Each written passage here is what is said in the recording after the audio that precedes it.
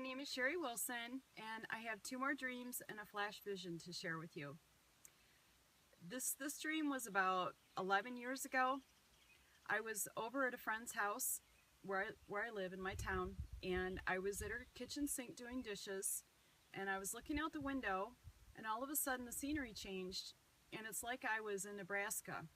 And there were two hills next to each other. They didn't have grass on them. They were pretty big, and they were kind of more pointy. They weren't like gentle round hills. They seemed to be a little more pointy.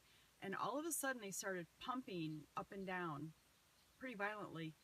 And the next thing I know, I was in her kitchen, and there was wind. There was straight line wind, and it was peeling siding off of houses, and it was sweeping trees down left and right. And it was really, really frightening. And I ran to the door, to the side door, to check on my kids. And they were just out in the side in the arena, and they were getting their horses ready to show them. They had their cowboy hats on, and they just had an air of peacefulness about them. And the next dream, I was in, I think I was on the East Coast, but it seemed like I was near a city. And could have been New Jersey, could have been New York, and there was a tsunami coming in. We were aware it was coming in, and there wasn't anything you could do to get away from it. And I just thought, well, I'm just going to stay in my car, and I would have more of a chance of riding it out. Maybe I could bob along in my car until I was taken somewhere where I could hop out of my car. That's just what I was thinking in my dream.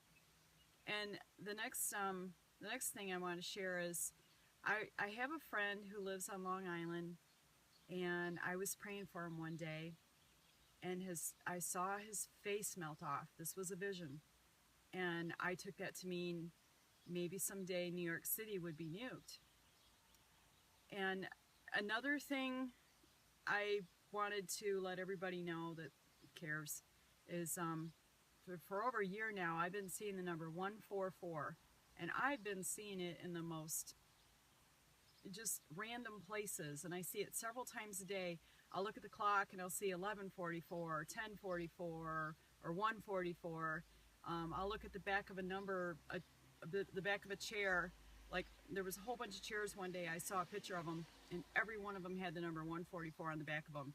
I mean, that's just one example, but I'm seeing this number everywhere. It'll be at my mileage, just everywhere. And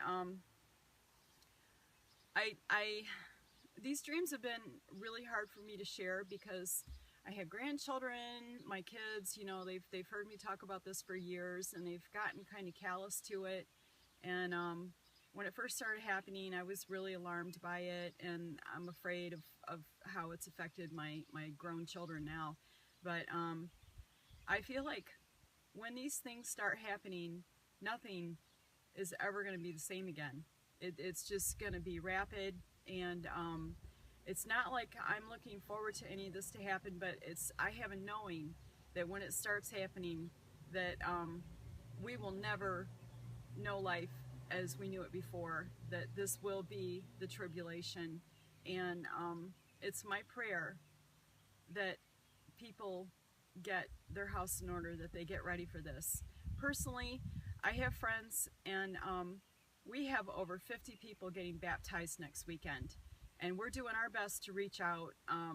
We're reaching people that don't go to church, and you would never probably get most of these people inside a church. They feel a need for things, you know, for God in their life, and so I'm challenging everybody that has a heart to reach out and witness to their friends, because the only thing that we can take when we die to heaven is people, and we should value that. We should value people and love them, and not reach out to them in fear, but reach out into them in hope and love and truth and peace. Thank you. Bye.